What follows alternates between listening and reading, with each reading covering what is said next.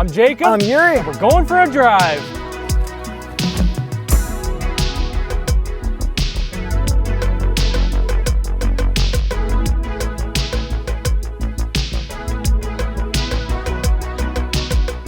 '94 Porsche 968. Cabriolet without launch control, gentle launch.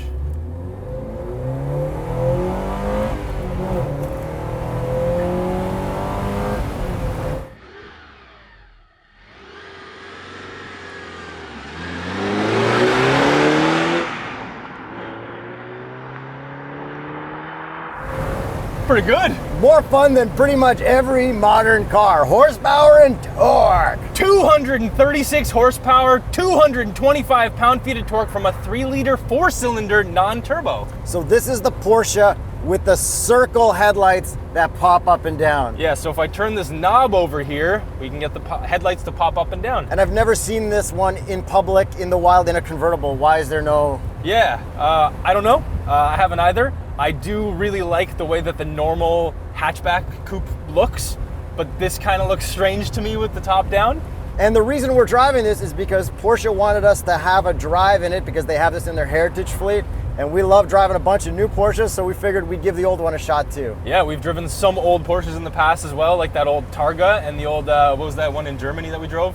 914. So yeah. We appreciate you watching this and letting us have some fun in this cool little car, and hopefully we'll have the new Gen 911 for you in no time. Yeah, it's nice to revisit cars from the past where we couldn't afford them, but can now as used cars. But would you want to? Well, we'll get to that. All right, so gonna send it in Cliche Corner, and I can actually kind of send it because this feels really, really nice. Like, this feels like a Miata. Yeah, this is a Miata. Yeah, like it feels great through here, man. Like, there's obviously some body roll, but not more than a Miata or anything like that, considering it's a 90s vehicle, which is actually kind of still like an 80s vehicle, because the predecessor to this was the 944. Yeah. And this is kind of the same thing as like very refreshed, basically. It wasn't like an all-new thing. Yo, real talk, they look better in coupes. Yes. Convertible looks pretty cool. It's interesting. Actually, it kind of looks like a 2002 Ford Thunderbird from the front sometimes. Okay. It kind of looks like somebody threw a Porsche body kit on a Miata sometimes. Yeah. Everything about this is a little bit weird, but I mean, that's just how it is when you convert a coupe to a convertible instead of build it as a convertible from the start. Yeah, and this was an entry-level Porsche, so then the successor to this was the Boxster. And as much as I am a 911 or nothing kind of Porsche guy, I do really like the first gen Boxster. I think that was like a cool 90s retro thing, and this is objectively cool. It is cool, for sure it is. I would obviously rather have a 911 convertible of the era, but this is cool. Compared to a Miata, this is cooler. Is it though? It is cooler. I feel like Miata's got such a good social media culture and memes. It does. That I would rather be part of the meme culture than have a Porsche and be part of a Porsche club. But I guess this could be an entry barrier into a Porsche club. Oh, for sure. Yeah. It's like you get this or a Miata, maybe you want to be a Porsche club guy instead of Miata club guy. Exactly. And I passed a Miata guy earlier and he waved to me. He was staring at me. So it's the same vibe, but different. It's like you're trying to get basically an old school car that's kind of the same as a modern car, because like an ND Miata is going to be nearly the same price as this, but this is around the time of the NA transitioning to the NB Miata, basically. So yeah, it's like driving this made me want to get an ND Miata real bad. Yeah. Or at least book a press car for a month. So let's get to the essentials, Yuri. Porsches have the engines in the back, right?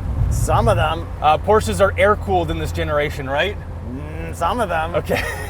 So we've got a front engine, water-cooled, non-turbo, transaxle car, which means the transmission and differential are in the back. And we got a 6-speed. Yes, which is actually great, which is an upgrade from the 944's 5-speed. Oh, I thought you were going to say 4-speed. Actually, you can get an automatic, I think this might have been the first generation of Tiptronic with a 4-speed. So yeah, this is water-cooled, or I guess it's cooler to say water-cooled instead of coolant-cooled. Yeah. Antifreeze cooled.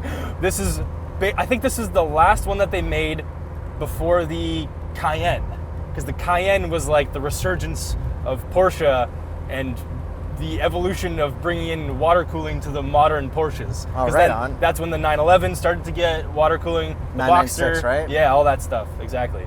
So does this rev to 9,000? Let's find out, Yuri. Gotta bury the needle. Do not find out. It only goes to 6.5-ish. Shift at that point. It does not go to 9, but it goes to 6.5. Where's the power? It's kind of linear. It is linear, but it's in the upper rev range. Like I would say, it kind of comes on around 4,000, maybe 3,500. And this displacement is more than my first 83 V6 Camaro. Yeah, 3 liters is a really big 4-cylinder. Like the only other one that I remember, I think, was the Nissan Sentra. They had a 3.5 4-cylinder. Wild.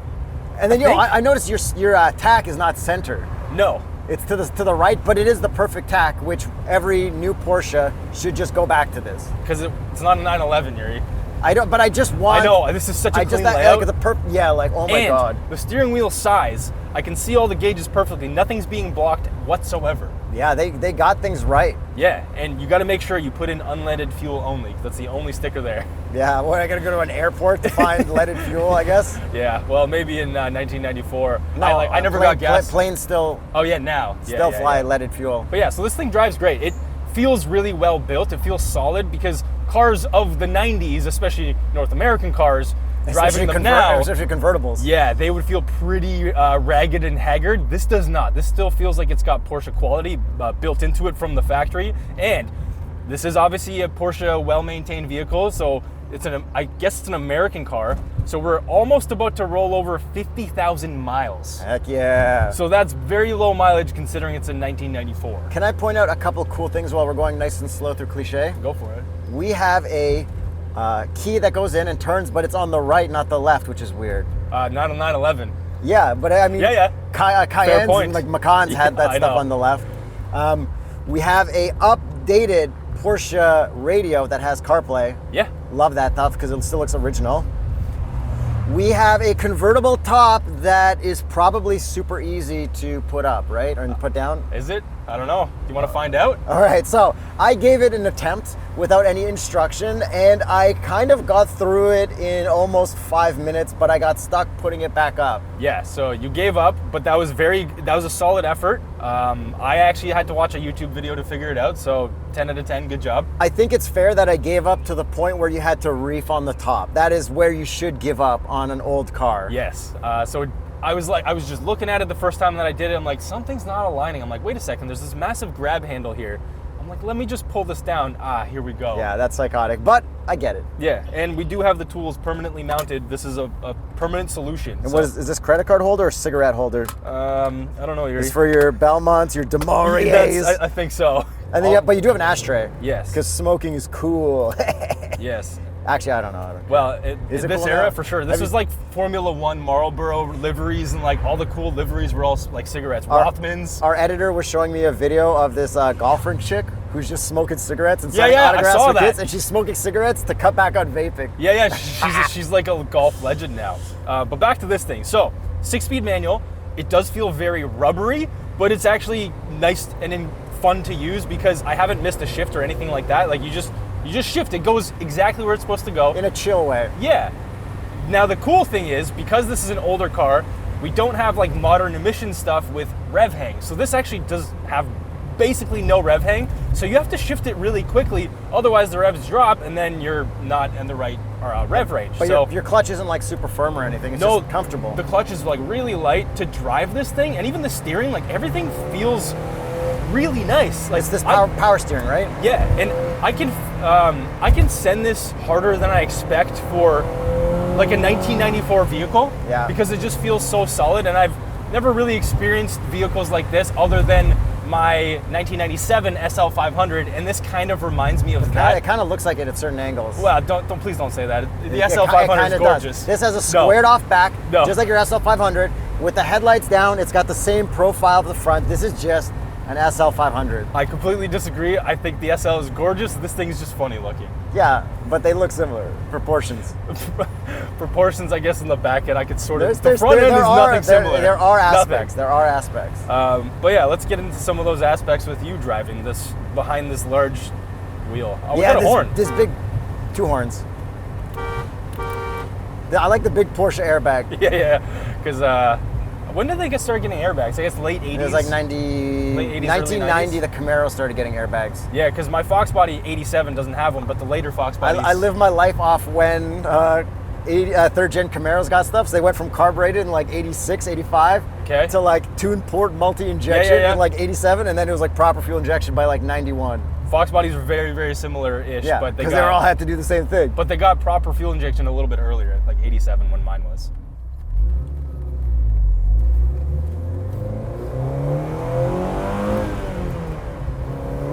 I don't feel bad like flooring this. No, I know.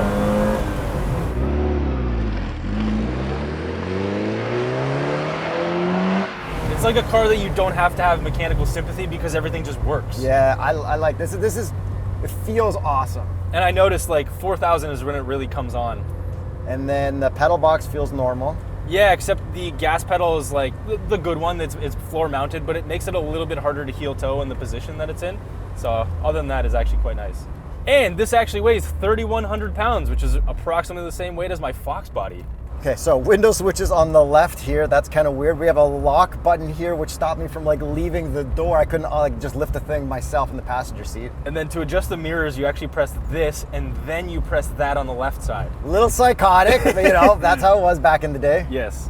And then we have digital climate right here, which we can change from Celsius to Fahrenheit instantly. Yeah, with hard button climate, that's nice. I still got that. Although I noticed that the heat wasn't really working, so, whatever. Okay. Old car things that I'm used to with all my old cars. A little bit of room behind our seats for stuff. A little bit of room back there where I put the floor mat, 'cause it seemed like it was sliding up into my pedal box a little bit. Yeah, and lockable storage back here as well. How's the trunk space?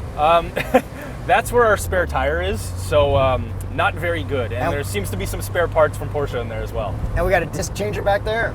Or is it a cassette changer? I don't even know, Yuri. And the old radio, I guess, too.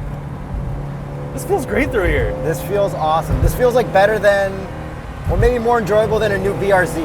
Yes, yes. But would I like this more than a Miata? It's hard to tell, right? Yeah, good old hydraulic power steering. This is classier and cooler than a new Miata, but a new Miata is just a new Miata. Exactly. You're not going to have to worry about the maintenance because, yes, old Porsches will require maintenance. Okay, I love all these orange, black, and white gauges. Like, this is perfection. This is that, like, 80s, 90s vibe. Like, if they just made a new car with these gauges, I would be off the wall ecstatic. I know. If they made a Porsche Classic 911, I know it's the craziest thing to say, even though they just went hybrid. Just whatever. Right? All right, visor test. Oh, boy. 3, gentle. 1. Nothing. Makes sense for a convertible. Yeah. Okay, Except my SL500 passes. Do you like this paint color? Is this Ferrari red? It's Gardens red, actually. It's a modern Porsche color that they've been putting on newer 911s and older ones too. I do like the wheels on this. Yeah, it's I think they're called the Cup wheels. It's nothing like too crazy, but it's just classic non-911 Porsche, I think. Yes. Or is this a 911 Porsche? No, I think they also put these on 911s. And if you're looking to get a set of tires for your cool car, hit up continentaltire.com/TheStraightPipes. Click the link in the comments below. There might even be a promo going on this month when we post the video, unless that was last month because we post this video later. Also, for your uncool car as well. Yeah, especially for your uncool cars. Because cool cars are hard to own these days. Yes. And buy. Yes, and I keep buying more and more of them. By the time this video is out, I bought a Cobra Terminator, or a Terminator Cobra. How much do those go for on tsb.truecar.com? Ooh. Those are still on there. They are. Because they wouldn't have this on there because it's too old. Yes, and Terminator Cobras, I bought the cheapest one that I could possibly find, so. All right, Hoovy. Actually, I think it's the one car that Hoovy hasn't bought yet. Yeah, until he... But he bought an SVT Lightning, so he's like going down that path. So then this interior, I like the tan. Yeah. It gives me Ferrari color vibes. This is the color spec I'd want for like a Testarossa or a 348.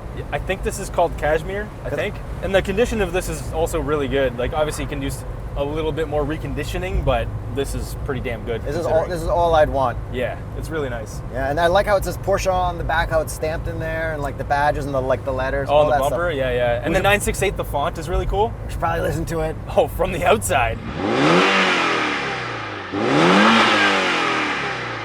Okay. Thankfully, it lets you rev out all the way.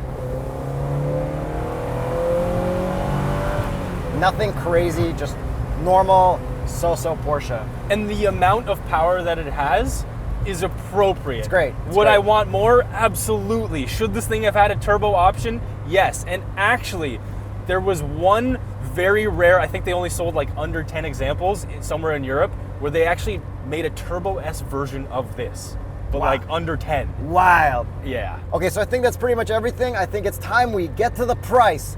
But what price? Okay, so we're gonna go with the old price that it was new in US dollars. Hit me with it.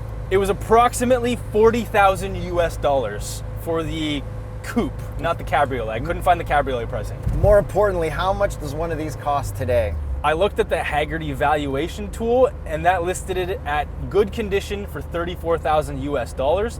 And then I looked on local classified sites, and I saw these going for about 30 to 40,000 Canadian dollars. So, But no convertibles. I did see some convertibles as Okay. well. So, if you bought one in 1994, you technically didn't lose a penny as long as you don't adjust for inflation. Yeah. But if you do, you lost considerable amounts of money. Yeah, but that's I'm okay. sure with maintenance and stuff too. But that's life with Exactly. a car that you like. Exactly. Like my Prowler is not gaining me any money. I'm just losing money on it. No one's gonna want to buy it when I'm done with it. And Well, it's, yeah. I don't think they will. No. I don't think that car's ever probably gonna not. get cool. No. It might be like sarcastically like. That's cool. where it is right now. Yeah. So what are you taking, Jacob? This, a new ND Miata or a NA Miata? Got to be a convertible Okay. or another SL. But the SL didn't come in manual, so it's eliminated. Okay. Well, that. Or did the 4 cylinders come in manual? The The SLK came in manual. There was a 6-cylinder. Would you take a 6-cylinder There was a 6-cylinder manual. manual SL over this? I would. I just like the look of the SL more. And ND, I would take an ND over this. NA. I would take an NA over this. So this is the bottom of your list. Yeah. But like, it's not bad. It's just that's my list. It's just a weird car. Yeah. It's just like this was never desirable for me. Like a 911, sure, But are you happy you got to experience it? absolutely. This So is am I. better than I expected. Thanks for having this fun job with me, Jacob. Thanks for coming along for the ride. Actually, we just go for the same ride. Life is the ride. That's right. And thanks for subscribing Yes. to our live.